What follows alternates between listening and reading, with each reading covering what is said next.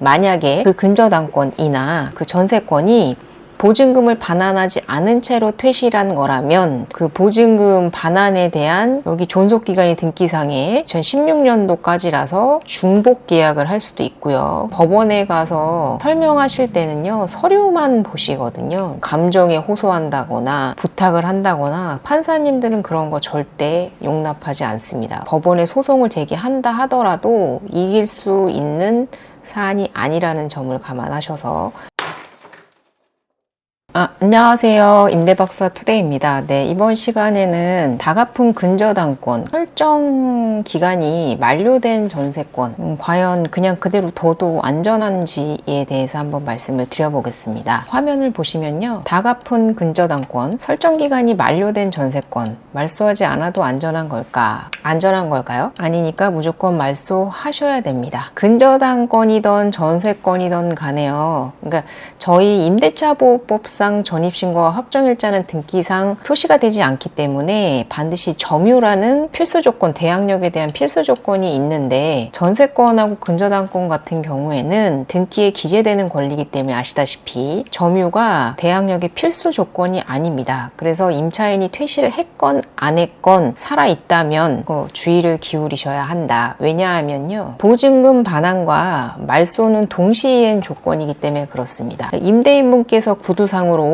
이건 다 갚은 거다, 그러니까 걱정하지 않아도 된다 라고 얘기를 한다거나, 전세권이 만료가 됐고 기간이 만료가 됐고 임차인이 퇴실했기 때문에 이거는 아무런 문제가 없는 거다, 걱정하지 말아라 라고 얘기를 하면, 단순하게 생각하면 임차인이 퇴실했기 때문에, 그리고 기간이 말소가 됐기 때문에 문제가 없을 거라고 생각하실 수도 있는데, 만약에 그 근저당권이나 그 전세권이 보증금을 반환하지 않은 채로 퇴실한 거라면 그 보증금 반환에 대한 이행 의무는 살아있는 겁니다. 그렇기 때문에 말소를 안 한 걸 수도 있거든요. 그래서 안 갚았다면 전세권자나 혹은 근저당권자가 나중에 추후에 경매에 넘길 수가 있습니다.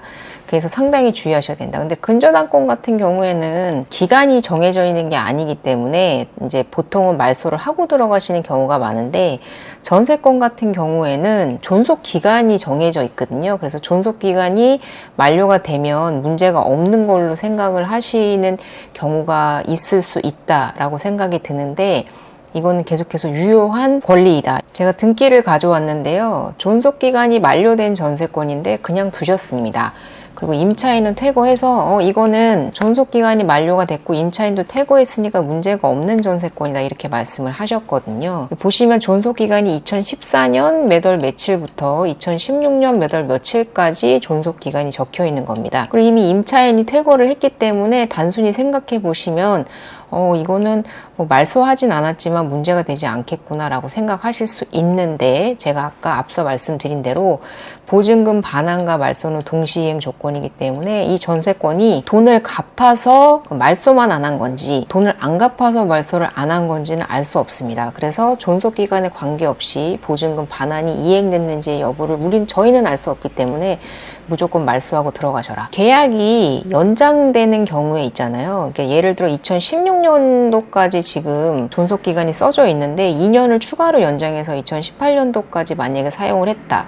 이때 존속기간을 연장해야 하느냐, 등기를 기재 변경을 해야 하느냐? 그렇지 않고요. 그냥 사용하는 갱신계약이 진행되면요, 이 전세권도 자동으로 함께 갱신되는 거기 때문에 여러모로 주의를 하셔야 됩니다. 임차인이 사용하고 있는 건데 여기 존속기간이 등기상에 2016년도까지라서 중복 계약을 할 수도 있고요. 사실 그러니까 사기를 치겠다고 마음을 먹으면 문제가 발생할 수 있기 때문에, 그리고 보증금을 갚지 않았기 때문에 경매에 넘어갈 가능성도 있기 때문에 여러모로 인테리어를 했다거나 했을 경우에 거기에 들였던 비용들, 그리고 임대인에게 줬던 보증금들 여러모로 문제가 될 수 있다. 반드시 말소를 하셔라. 갚았다고 건물주가 말했다 하더라도 반드시 말소를 하고 입주를 하셔야 됩니다. 근저당 같은 경우에도요, 이거 같은 경우에도 실제로 사례인데요, 돈은 다 돌려줬습니다. 이게 그러니까 보증금 때문에 근저당을 잡으신 건데,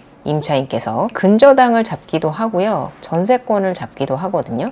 근데 그때 제가 지난번에 전세권에 대해서 설명을 드리면서 전세권 같은 경우에는 토지 등기와 건물 등기가 분리되어 있는 경우에 기본적으로 건물 등기에만 전세권이 설정이 되기 때문에 이런 경우에는 근저당을 설정하는 경우도 있거든요. 보시면 이건 토지 등기입니다. 그러면 건물 등기가 따로 있다라는 건데 전세권 설정을 하면 토지에는 전세권 설정이 안 되거든요. 그래서 이분께서는 근저당을 설정을 하신 거고요.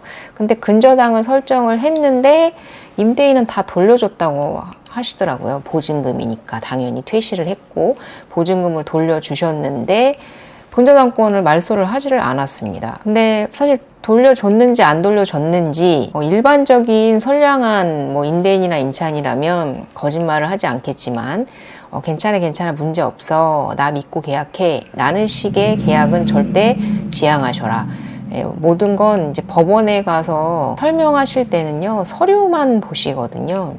감정에 호소한다거나 부탁을 한다거나 판사님들은 그런 거 절대 용납하지 않습니다. 오히려 그런 부분을 싫어하시죠. 네.